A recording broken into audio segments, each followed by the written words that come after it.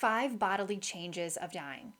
Hi, it's Katie Duncan here with Death Care Coach, where we help you better navigate the end of life process. When we think of a dying person, we often think about the movies, someone simply falling asleep after talking with their family and loved ones and then not waking up again. Unfortunately, the movies have really just never shown us an honest and true picture of what the natural and normal dying process looks like, which I believe only adds to the stress and trauma and fear of it in any personal situation. The more education we have around what's normal when someone is dying, the more understanding and expectation we have, and therefore the less stress and fear because we know it's okay. We know that this is normal. In this video, let's talk about 5 physical or bodily changes that naturally happen throughout the dying process. And when I say the natural dying process, what I'm referring to is not sudden death. I'm referring to someone dying slowly, that of disease or illness, or maybe someone who has an aging body where there is natural degenerating cells and they're having a harder time keeping things going, for example. I want to be sure too that I mention that all of these changes that we'll talk about, all of these signs, they are all normal. They're all natural. The body knows exactly what to do. It's a biologically ingrained shutting down process. Just like birth, there is a systematic process to dying and to death. Okay, let's go ahead and talk about those 5 changes here.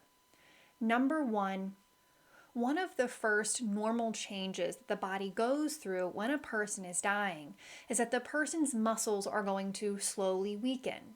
First, things are just going to feel a lot harder and harder for someone to do. It's going to be a lot more effort and energy to do normal things like get out of bed or brush your teeth or go to the toilet or check the mail. They may have a fall or even several falls. And their strength will continue to decrease where eventually they're not going to be able to get out of bed anymore.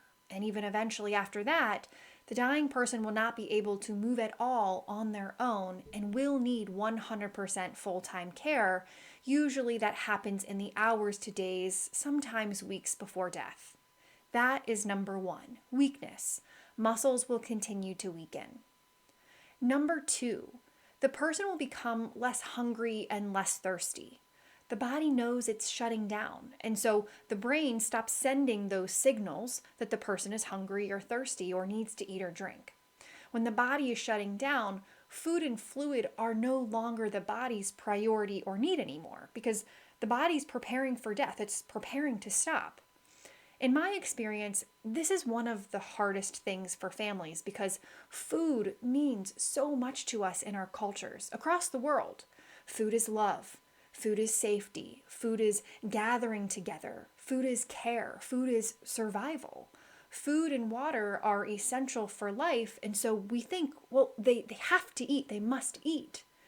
Families often believe that their loved one is starving to death or that they are dying of dehydration.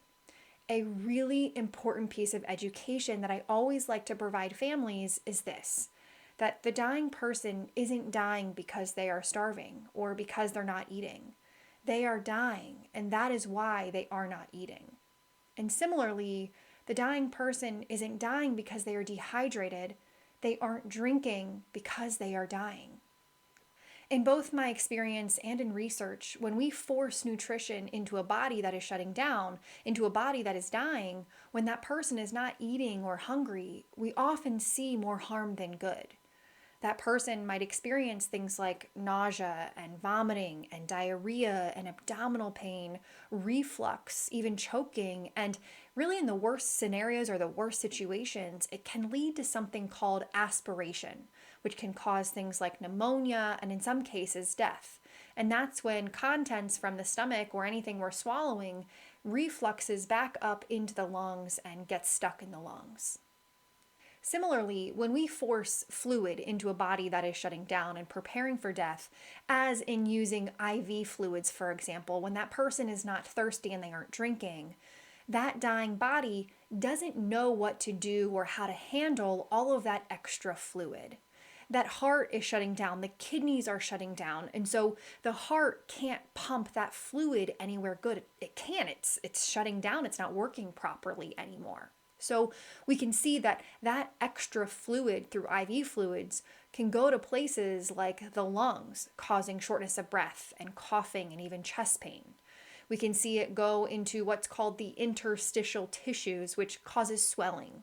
We see swelling in the legs, in the arms, in the face, and sometimes even the belly. And in some cases, it may actually make terminal secretions, or what you often hear called the death rattle, sound even louder.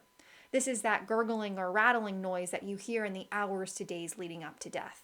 So that is number 2, a decrease in appetite and thirst, where eventually that person stops eating and drinking altogether.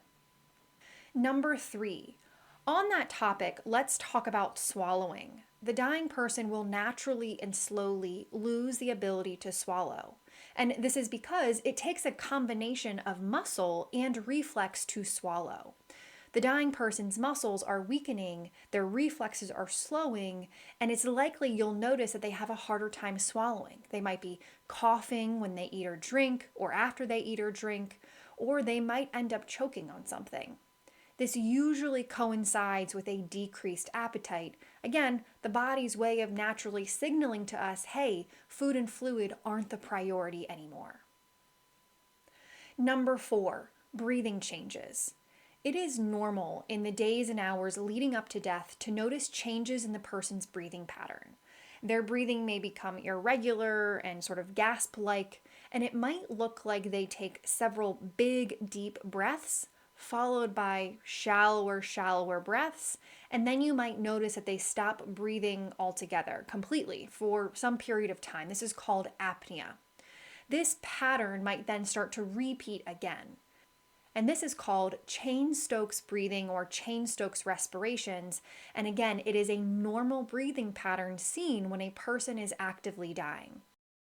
Cheyne-Stokes breathing is what we call a compensatory breathing mechanism that naturally kicks in when the heart and brain are shutting down. So the body is trying to compensate when the heart and brain shut down.